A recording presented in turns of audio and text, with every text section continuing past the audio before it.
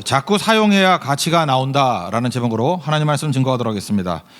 시골에서 큰 뜻을 품고 어떤 분이 상경하셨답니다. 그러면서 다짐하기를 난 서울을 움직이는 사람이 될 거야 라고 다짐을 했다라는 거예요. 지금 그분은 택시를 운전하고 계십니다. 뜻을 이룬 것입니까? 못 이룬 것입니까? 말장난 차원에서 이야기한다 그러면은 뜻을 이룬 거죠. 그러나 본래 의미로 본다 그러면 그건 아니다고 생각을 합니다. 요셉 하면 떠오르는 단어가 꿈이고 또 하나는 형통입니다. 꿈꾸는 얘기는 잘 아시고 또 형통이라는 단어가 참 많이 나오거든요. 하나님이 함께 하심으로 그가 형통한 자가 되었다. 이게 39장에 계속 나오는 얘기입니다. 근데 이거를 좀 자세히 그냥 예수님이 함께하면, 하나님이 함께하면 잘 된다 이런 식으로 행동한다 그러면은 좀 궁색하지 않습니까? 노예인데 총무 노예된 거, 감옥에 있는데 감옥 방장된 거, 이런 거를 형통이라 그러면 좀 궁색하잖아요. 그래서 형통이란 뜻을 그렇게 해석하면 안 되고 하나님의 목적이란 차원에서 봐야 됩니다. 하나님의 목적을 이루는데 순조롭게 쓰임 받는다. 그럼 그걸 형통이라 그런다는 거예요. 하나님의 뜻, 이거를 하나님의 목적 또는 God's purpose, 그 사도행전 사도행전에 나오는 데는 그 13장 36절에는 God's purpose로 나와요. 그렇죠? 그러니까 이게 중요한 거죠. 하나님의 약속이 뭐냐면 이거거든요. 창세기 15장이 되게 중요한 건데 너희 후손을 하늘의 별과 같이 만들어 주겠다라고 약속하십니다. 근데 그 약속을 이루는 방법이 뭐냐 하면은 이방의 객이 되었다가 400년 만에 돌아와서 하늘의 별과 같이 만들어 준다. 그러니까 하나님의 약속이 있고 성취가 있기 위해서는 괄호가 있어요. 괄호를 여는 게 이방의 객이 된다. 이걸 위해서 쓰임 받는 게 요셉이고 400년 만에 돌아온다라고 하는 괄호를 닫는 것을 사용하시는 게 모세라고요. 그러니까 결국 하나님의 뜻은 이루어지는 거죠. 그러니까 하나님의 목적을 이루는데 괄호 여는 데 사용된 게 요셉이라는 것입니다. 근데 목적대로 잘 사용되고 있는 거 아니냐? 그래서 형통한 자가 된 거고 모세도 마찬가지죠. 이렇게 400년 만에 돌아오리라 하는 괄호를 닫는데 하나님 목적에 잘 쓰임 받으니까 그의 인생은 형통한 자가 된다. 이렇게 해석을 할 수 있다는 것입니다. 그러므로 요셉의 사명은 뭐냐면 70명의 가족을 애굽으로 데려오는 거예요. 왜? 그래야 이방의 객이 되죠. 이방의 객이 되는데 목적을 순조롭게 잘 지금 사용되고 있잖아요. 그래서 그는 형통한 자다 이렇게 얘기하는 것입니다. 그래서 요셉 스토리에 있어서 핵심은 애굽의 총리가 된 게 아니고 가족을 데려온 겁니다. 그게 하나의 약속의 성취잖아요. 이방의 객이 되게 만든 거. 그래서 그거를 훨씬 더 중요하게 여긴다라는 것입니다. 형통은 뭐예요? 하나님의 뜻을 이루는 거예요. 형통이 뭐예요? 하나님의 목적을 이루는 거라고요. 그러므로 우리 인생에는 버릴 게 없다니까요. 어떤 때는 고난을 통해서 하나님의 목적을 이루고 어떤 때는 평탄함을 통해서 하나님의 목적을 이룬다고요. 그래서 이 메시지가 무엇입니까? 인생을 낭비해서는 안 된다는 거예요. 어떤 것도 낭비해서는 안 된다. 특별히 이렇게 평탄함도 낭비하면 안 되겠지만 고난이라든지 가난 이런 것도 낭비하면 안 된다는 것입니다. 그래서 애굽에서 요셉이 종살이하고 옥살이하고 이게 목적을 이루는 데 사용됐잖아요. 그리고 형통한 자죠. 또 총리가 된 것도 목적을 이루는 데 잘 사용됐죠. 그리고 형통한 자죠. 우리도 마찬가지입니다. 내가 원하진 않지만 고난이 있고 또 뭐 우리 아이들이 아프고 뭐 또 내가 질병 가운데 있고 뭐 이런 것들이 하나님 목적을 이루는 데 쓰임 받는다 그러면 형통한 거라니까요. 그러니까 그런 걸 낭비해서는 안 된다는 것입니다. 형통은 또 다른 말로 하면 낭비하지 않은 인생을 사는 것입니다. 그 룻기를 보십시오. 나오미가 고난 당하잖아요. 그런데 그것이 하나님의 목적을 이루는 데 쓰임 받죠. 보아스와 룻이 만나가지고 다윗의 증조 할머니 되고 다윗의 후손을 만드는 거 아니에요. 그러니까 목적대로 쓰임 받으니까 그의 인생은 형통한 자가 되었다. 한나가 불임 당했습니다. 그러니까 애 못 나니까 얼마나 고통스러워요. 당시로서는. 그런데 기도하고 하나님의 목적대로 사무엘을 낳죠. 그렇다 그러면 그의 고난이 낭비된 게 아니잖아요. 그게 하나님 앞에서 쓰임 받는 목적을 향해 나아가는 고난이었다라는 것입니다. 우리도 마찬가지입니다. 의미 없이 던져진 존재가 아니라는 거예요. 하나님의 목적을 향해서 우리를 부르시고 우리가 또 이렇게 순종하기를 원하신다는 것입니다. 그게 뭐 평탄할 수도 있고 고난일 수도 있고 하여튼 목적에 한 목적적인 인생을 살라는 거예요. 그러면은 그거는 형통한 인생이 될 수 있다라는 것입니다. 그러니까 형통을 그렇게 해석한다 그러면 신약에 넘어오면요. 신약에서는 형통의 동의어가 뭘까요? 제가 일전에 얘기했죠. 구약에서 복, 축복 그러면 그냥 은혜로 바꿔버리면 다 된다고. 그런 해석이 되고 신약에도 은혜라는 단어가 나오면 너무 힘들면요, 그냥 복이라고 바꾸면 돼요. 하나님 복 주신다. 그러면 이게 선명하게 이해가 된다는 것입니다. 그러니까 구약적인 개념, 형통의 목적을 이루는 거다. 그러면 신약에는 이걸 뭐라고 표현했을까요? 형통에 해당되는 단어가 영적이란 단어예요. 영적, 스피리추얼이란 단어, 영적이다. 이거는 그 형통하다. 영적이 뭐냐 하면 하나님의 목적, 한 목적적으로 살아가는 사람을 영적이다 이렇게 얘기를 해요. 육적이다 그런 건 뭐냐 하면은 목적이 뭔지도 모르고 지멋대로 사는 걸 육적이라 그래요. 헛되죠. 그러니까 목적대로 사는 건 영적인 거예요. 그래서 영적인 그리스도인이 되십시오. 또는 목적을 향해 사는 그리스도인이 되십시오. 뜻대로 사는 그리스도인이 되십시오. 뭐 형통한 그리스도인이 되십시오. 다 동의하겠죠. 오늘 1절을 보십시오. 1절을 보면 이렇게 나오잖아요. 형제들아, 신령한 것에 대하여는 내가 너희가 알지 못하기를 원하지 아니하노니. 신령한 것, 이게 뭐 영적인 것. 그러니까 영적인 거에 대해서는 모르기를 원치 아니한다. 알기를 원한다 그런 얘기 아니에요. 영적인 게 뭐예요? 목적이라니까요. 하나님 목적이 뭔지를 알기를 원한다. 2절을 보십시오. 목적을 보니까 어떻게 돼요? 목적과는 다르게 끌려다니는, 끄는 대로 그대로 끌려가는 인생이 된다는 거죠. 그러니까 마귀가 우리를 이렇게 끄는 대로 끌려가 버려요. 그러니까 목적이 없으니까 이걸 뭐라 그러죠? 방황하는 인생, 헛된 인생 이러고 산다는 거예요. 3절에 보니까 목적이 뭐예요? 3절을 보니까 또 성령으로 아니하고는 누구든지 예수를 주시라 할 수 없느니라. 그러니까 목적이 뭐예요? 예수님을 주님이라고 부르게 만드는 게 목적이라는 거예요. 예수님을 주님이라고 부르게 만드는 목적이 뭐예요? 그게 구원이니까. 요한복음 1장 12절을 보면은 영접하는 자, 곧 그 이름을 믿는 자들에게는 하나님의 자녀가 되는 권세를 주셨다. 이 세상에서 뭔 짓을 하든 간에 우린 다 지옥의 운명에 처하게 돼 있습니다. 구원 못 받잖아요. 그런데 예수님 영접하는 자만이 영생을 얻게 된대요. 하나님 자녀가 되는 그 권세를 얻게 된대요. 그러니까 목적은 뭐예요? 예수님을 주라고 고백하는 게 목적이죠. 구원받는 다른 방법이 없죠. 사도행전 4장 12절 보니까 다른 이로서는 구원을 받을 수 없나니 천하 사람 중에 구원을 받을 만한 다른 이름을 우리에게 주신 일이 없습니다. 그러니까 우리 인생의 목적이 뭐냐면 예수님을 주님이라고 고백하게 만드는 거예요. 그게 목적이라고요. 사실 그거 외엔 나머지는 있어도 그만 없어도 그만 뭐 그런 거죠. 베드로 한번 보세요. 베드로가 마태복음 16장에서 그 예수님이 뭐 제자들에게 묻죠. 사람들이 나를 누구라 하느냐 뭐 이렇게 대화하다. 그럼 너희는 나를 누구라 하느냐? 대답 잘 못하는데 베드로가 그러잖아요. 주는 그리스도시요 살아계신 하나님의 아들입니다. 주는 그리스도시요. 이게 뭐예요? 메시아라는 뜻이죠. 그리스도가 메시아의 메시아. 주님은 메시아입니다. 그러니까 주님은 우리 구세주 되십니다. 그 얘기 아니에요. 그렇게 정확히 본 거죠. 인생의 목적을 발견한 거 아니에요. 그죠? 예수님이 주님이라는 거를 고백하고 있잖아요. 예수님이 기뻐가지고 뭐 이건 네가 뭐 혈육이 알게 한 게 아니고 하나님이 알게 하신 거고 이 반석 위에 교회를 세우겠다 그러고 얼마나 칭찬을 하십니까? 왜 그러냐면 목적대로 사니까 그의 인생은 형통한 인생이고 이게 스피리추얼 영적인 인생이에요. 근데 이게 또 오락가락하죠. 그 다음에 십자가를 지신다 그러면 십자가 목적이니까 그대로 잘 가야 되는데 또 베드로가 또 엉뚱한 소리 하냐. 그리 마옵소서 그 일이 안 벌어진대요. 그때 예수님이 신경기를 팍 내면서 뭐라 그래요? 사탄아 내 뒤로 물러가라. 그러면서 너는 하나님의 일을 생각하지 않고 사람 일만 생각한다.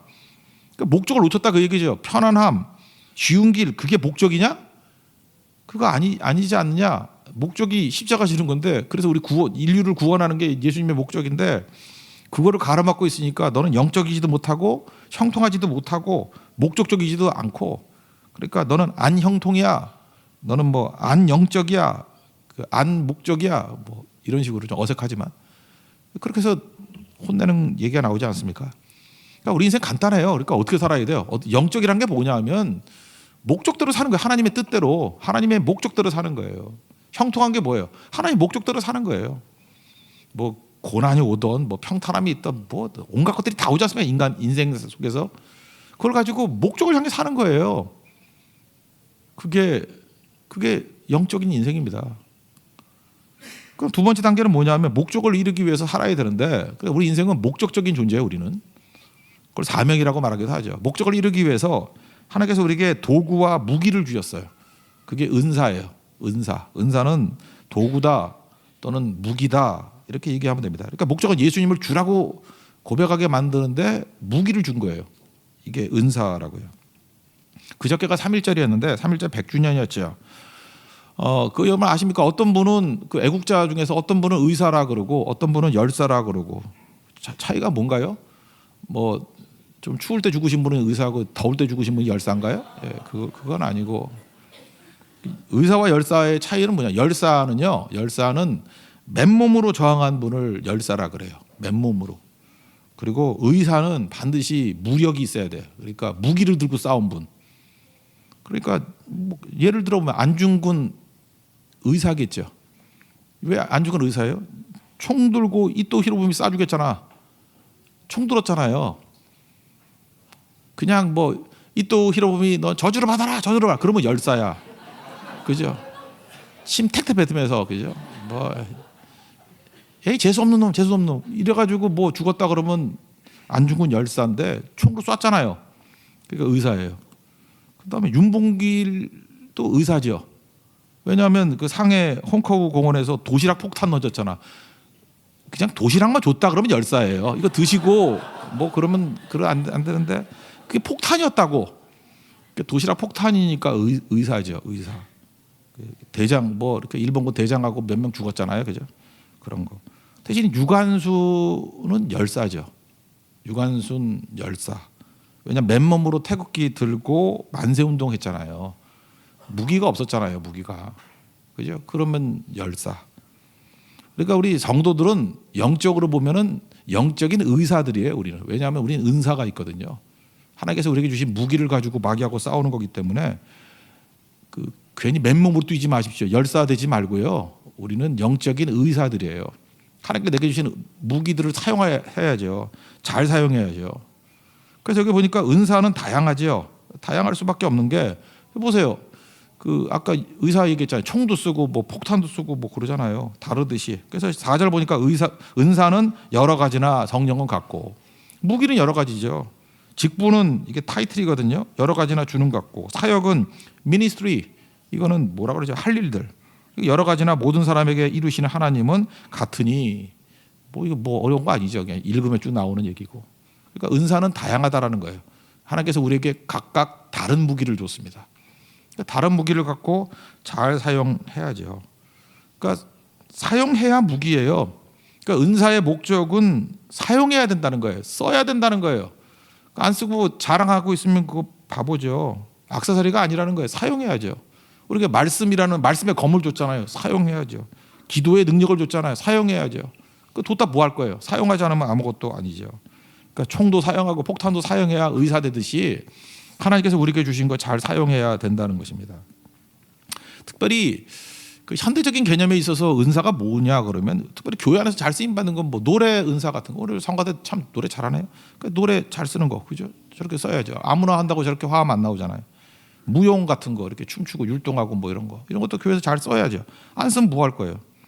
그다음 또 뭐예요? 돈도 은사예요. 사실은 돈도 잘 쓰면은 얼마나 많은 일을 합니까? 그러니까 현대적인 의미에서 돈이 은사라고. 또 그다음에 뭐 실력 같은 거. 그 뒀다 뭐 할 거예요? 써야죠. 그걸 목적을 향해서. 예수는 주라고 하는데 목적을 향해서 계속 사용을 해야 된다니까요. 그게 무기 쓰는 거예요. 무기. 하나님께서 우리에게 주신 무기죠. 근데 무기를 목적을 향해서 잘 써야죠. 그 무기의 목적이 뭔지를 알고 잘 사용해야 되는 거 아닙니까? 근데 그게 아니라 그러면은 엉뚱한 데 쓰면은 헛되죠. 예를 하나 들면요. 어떤 큰 부자가 있었답니다. 부자가 있었는데 어머님이 생신을 맞이했어요. 그래서 뭘 사드릴까 하다가 특이한 물건이 있다 그래요. 그게 뭐냐면 5개 국어를 할 줄 아는 새가 있대요. 5개 국어를 하는 새. 뭐 앵무새 그런 계통이겠지. 5개 국어를 한대. 그러니까 이거 어머니 사드리면 얼마나 좋겠어요. 근데 좀 가격이 비싸요. 5천만 원 한대요. 새 한 마리에. 그래도 부자니까 뭐 5천만 원이라도 뭐 5개 국어를 하는데 못 사주겠어요. 그래서 외국어도 배우고 또 즐겁게 지내시라고 어머님 선물로 5개 국어를 하는 새를 선물해드렸어요. 그리고 이제 그 다음날 안부 전화를 걸었습니다. 어머님 선물 마음에 드세요? 그랬더니 아이고 고맙다야 맛있었어. 물론 5천만 원짜리 먹을 수도 있어요. 그죠? 맛있다는데 뭐 어머니 선물 줬으니까 이제는 엄마 거죠. 엄마가 그걸 삶아 먹던 구워 먹던 그건 엄마 마음이지만 아깝죠. 여러분 지금 아까워서 웃었잖아요. 안 아까워요? 일단은 5개 국어 하는 새도 그냥 죽이기엔 아깝고 또 그거를 5천만 원짜리인데 그죠? 낭비라고 생각되지 않습니까? 우리에게 하나님께서 우리에게 은사를 주셨는데 이렇게 쓰면 안 되죠. 5개 국어 하는 새라 그러면 그거에 맞는 걸로 써야 되지. 그 먹으려 그러면 그죠 내내 치킨 시키는 게 낫죠. 그죠? 그렇잖아요. 이게 국내인가 뭐. 예를 들어서 훈민정음 해례본 그거 뭐 해례본 상주본이라고 있잖아요. 그 들고 다니는 애. 그 뭐 요즘에 1조 원의 가치가 1조도 더 있죠. 아니 그게 얼마나 귀중한 거예요. 근데 그거 원래 어디서 썼냐면 그 장롱 받침대로 썼다잖아요. 아니 훈민정음 해례본을 장롱 받침대로 쓰는 건 아니죠. 물론 쓸 수도 있죠. 그거 잘 보여놓으면 잘 안 움직여요. 그죠? 근데 그건 다이소에서 1,000원짜리로도 받칠 수 있잖아. 그것도 아니고 신문지라도 받칠 수 있잖아. 그러니까 쓰임 받는다고 다 쓰임 받는 건 아니죠. 한 목적적으로 목적에 맞게 사용되는 게 은사죠. 근데 진짜 개떡같이 사용되는 사람 되게 많아요. 하나님께서 엄청난 거 주셨는데 좋은 무기 줬는데 그 미사일을 줬는데 뭐 이렇게 짐 기대게 만드는데 사용하거나 뭐 이러면 안 되죠. 그거는 진짜 여러 악한 마귀를 멸하는데 사용되고 뭐 이래야 되는 거 아니겠습니까? 그러니까 우리에게 주신 은사 잘 쓰라고요. 하나님께 주셨을 때 은사 어떻게 썼는지에 대한 것도 물을 거라고 생각을 합니다. 그러니까 어떤 사람은 그래요. 뭐 자기는 작은 일을 안 한대요. 큰 일만 한대. 큰 일부터 시키는 경우가 있나요? 작은 일에 충성해야 보다 큰 일 맡기는 거죠. 뭐 작은 일 하면 되게 초라하다고 생각하고 이러는데 그거 아니죠. 쓰다 보면 강력해진다는 것입니다. 오늘 여기 무기들 쭉 나오는데 아홉 가지 나오는데 이것만 있는 거 아니라니까요. 제가 현대적인 의미 얘기했잖아요. 뭐 오히려 교회 같은 데는 노래, 무용, 뭐 돈, 뭐 실력 이런 것들이 더 많이 쓰임 받는데 이제 신약 성경적인 개념에 의해서는 9가지가 나와요. 간단히 보면 지혜의 말씀 그랬죠. 지혜는 일처리 능력이라고 그랬죠. 일처리 능력이 뭐예요? 우리가 뭘 일처리하는 거예요? 구원의 일처리. 지옥 갈 사람이 천국 가는 일처리. 제일 중요한 건 뭐예요? 십자가죠. 십자가의 복음.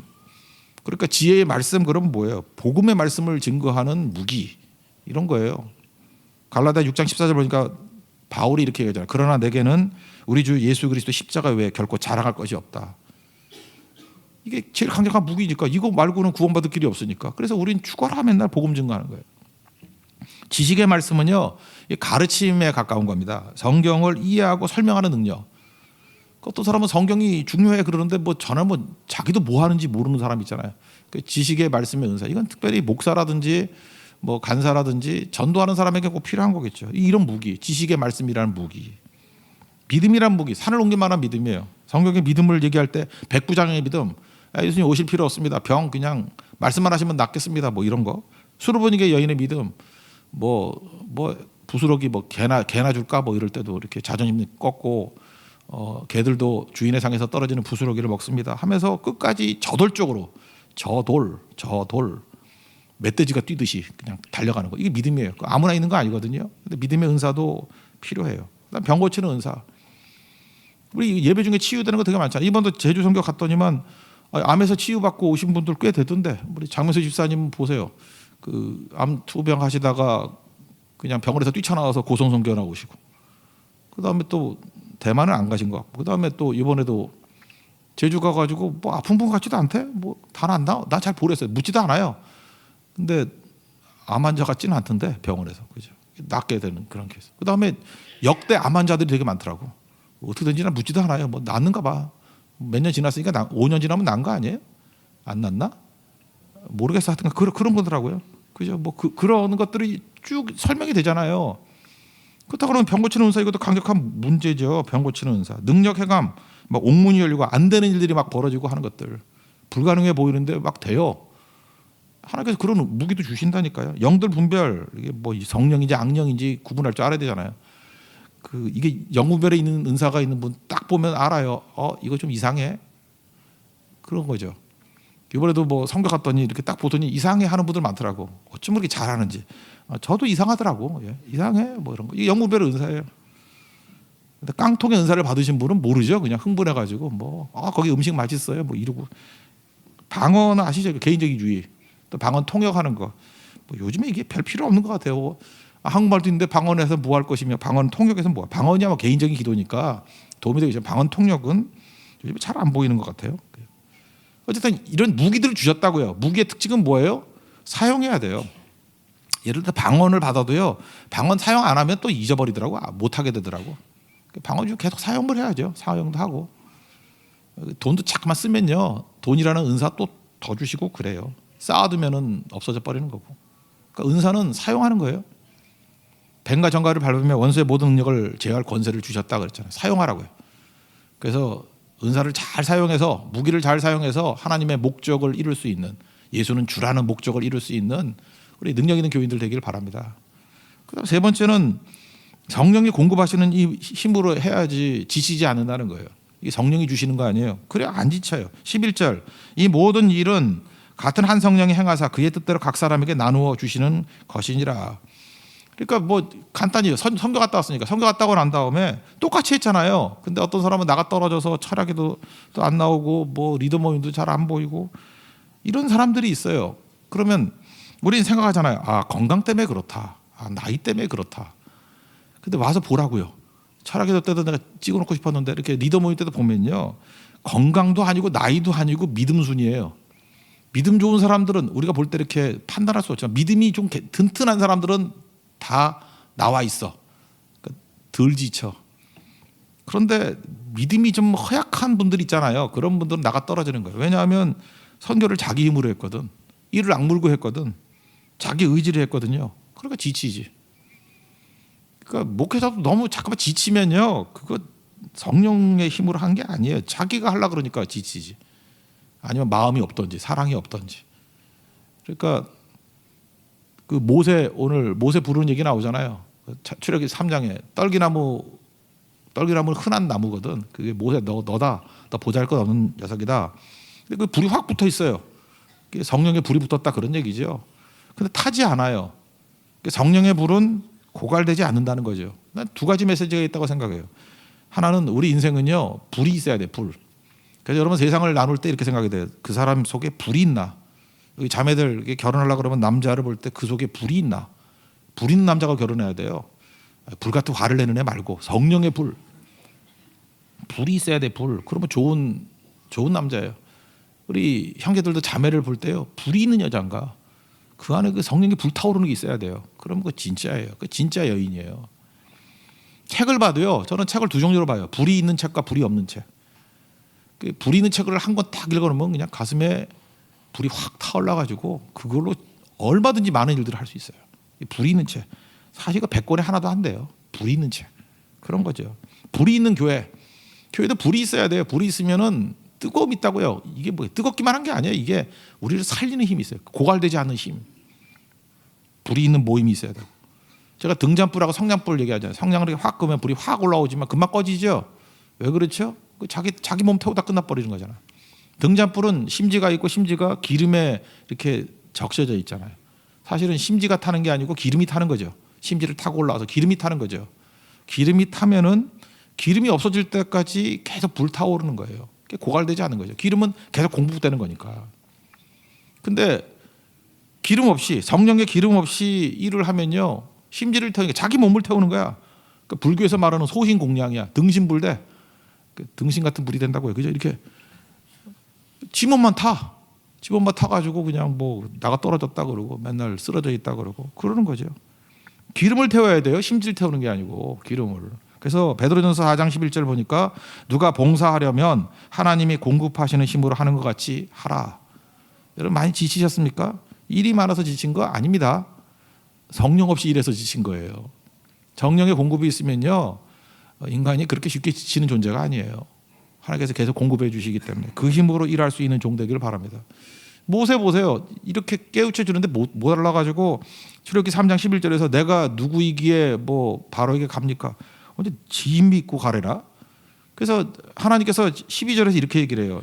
내가 너와 반드시 함께 하겠다. 그러니까 내가 너에게 힘이 되어 주겠다 그런 얘기 아니에요? 그러고 난 다음에 뭐 증거를 하나님 나와 함께 한 증거가 뭡니까? 그럴 때 하나님이 주시는 증거는 항상 이거예요. 결과적으로 하나님의 약속이 이루어진다가 증거예요. 그래서 이렇게 얘기하잖아요. 이 백성을 이끌고 애굽에서 인도하여 낸 후에 너희가 이 산에서 하나님을 예배하리니 이런 말씀이 나와요. 12절에. 그러니까 나중에 모세가 이스라엘 백성들을 이끌고 그 시내산에서 십계명 받으려고 예배 드렸어요, 안 드렸어요? 드렸죠. 그게 증거래요. 그러니까 세상이 우리에게 주는 증거하고 하나님이 주는 증거하고는 다르죠. 세상의 증거는 뭐라 그래요? 지금 증거 대봐. 그럼 지금 뭘 보여줘야 되잖아. 근데 하나님은 그게 아니에요. 지금은 아무것도 안 줘. 그냥 나 믿고 신뢰하래. 그리고 뭐라고 얘기하냐? 장차 네가 믿고 의뢰해서 시내산에서 이스라엘 백성들과 함께 경배하면은 그게 내가 너와 함께 한 증거야. 그러니까 하나님의 증거는 언제 깨달아요? 믿고 순종해서 가보면 나중에 깨닫는 거예요. 똑같은 얘기죠. 창세기 15장에도 그랬잖아요. 아브라함에게 하늘의 별과 같이 네 자손이 되게 하겠다. 그랬더니 증거가 뭐예요? 그랬더니 하나님 증거가 뭐예요? 이방에 객이 되었다가 13절 14절에요. 400년 만에 돌아오는 게 증거야 그러잖아요. 그러니까 하나님의 약속이 이게 증거라고 준 게 뭐예요? 400년 이후에 다시 가나안으로 돌아오게 되는 게 증거래요. 그러니까 세상 논법하고 틀리죠. 하나님의 증거의 내용은 뭐예요? 하나님의 말씀은 반드시 이루어지는 거고 하나님이 함께했다는 증거는 뭐냐면 말씀이 성취되는 게 하나님이 함께했다는 거야. 이게 세상 논법하고 달라요. 지금도 마찬가지야. 하나님께 여러분에게 증거를 주시는데 증거가 뭐냐? 믿고 순종해봐. 그러면 말씀대로 돼. 그게 증거예요. 그럼 믿지 않는 자들에게는 증거가 없죠. 히브리서 11장 그 보면 맨날 그 얘기 아니야. 믿음은 바라는 것들의 실상이요. 바라는 것들이 실상이 나중에 오죠. 왜 이렇게 멀뚱멀뚱해? 몰라요 그거? 바라는 것이 실상이면 나중에 오잖아요. 보이지 않는 것들의 증거니 보이지 않았는데 나중에 보이는 거예요. 선진들이 이로써 증거를 얻었느냐? 선진들도 이렇게 믿음의 증거를 얻었어. 지금 얘기했잖아요. 아브라함도 이렇게 해서 믿음의 증거를 얻었고 모세도 이런 식으로 해서 믿음의 증거를 얻었어. 그 뭐 니네 예외냐 그거죠. 니네도 마찬가지야. 말씀 듣고 지금은 아리까리하고 긴가민가하고 그렇지. 근데 하나님 믿고 신뢰해봐. 그대로 돼. 그대로 되면 뭐라 그래요? 아하 하나님이 함께 하신 거구나. 이렇게 되는 게 순서라는 거예요. 맨날 보여주세요. 뭐 이러면 뭘 보여줘? 보여줄 게 뭐 있어? 뭐 요나의 뭐 기적밖에 보여줄 게 없다며? 그러니까 무슨 얘기예요? 그게 뭐 보여준다는 얘기예요? 안 보여준다는 얘기예요? 차원이 다른 소리 하지 마. 씨발라 먹는 소리 하지 마. 그런 그 얘기예요. 정리하면 우리 인생 어떻게 살아야 되겠습니까? 사도행전 13장 36절 그이죠. 가스 퍼포스. 다윗이 왜 하나님 마음에 합한 자였느냐면 하나님의 뜻을 따라 섬기다가 죽었대요. 우리도 뜻이 하나님의 뜻이 뭐예요? 가스 퍼포스. 하나님의 목적을 따라 섬기다가 죽어야 돼요. 목적이 뭐예요? 예수는 주라고 하는 것. 그거 위해서 그냥 뛰라 그러지 않고 무기 줬잖아요. 은사. 다 다른 은사예요 우리에게. 어떤 사람은 총 주고 어떤 사람은 도시락 폭탄 주고 뭐 이렇게 다 줬잖아요 각자. 그 잘 사용해가지고 그 5개국어 하는 새를 그 맛있게 먹지 마시고요. 좀 잘 쓰세요. 훈민정음 해례본을 받침대로 쓰지 말고요. 그거 좀 잘 쓰라고. 그래서 은사는 잘 쓰는 게 중요한 거예요. 잘 쓰는 거. 쓰다 보면 잘 쓰게 돼요. 그렇게 은사 받아가지고 사용해서 뛰면은 안 지칩니다. 안 지쳐요. 잠깐 지치는 건 뭐냐면 내 힘으로 하려고 그러니까 내 힘으로. 그래서 일은 좀 과도하게 시킬 필요성이 있어요. 과도하게 시키면은 우리 교회 지금 선교도 과도하잖아. 과도하면 분명히 그래요. 막 나가 떨어지는 사람이 있어요. 너무 과도해요. 그 노리는 거거든요. 왜 과도하게 하느냐 하면 자기 힘으로 하면 다 타서 없어져 버려요. 근데 과도한 일도 나중에 보면 내 뜻으로 안 하고 내 힘으로 안 하고 하나님 주시는 힘으로 하면은 생각보다 많은 일을 굉장히 쉽게 해요.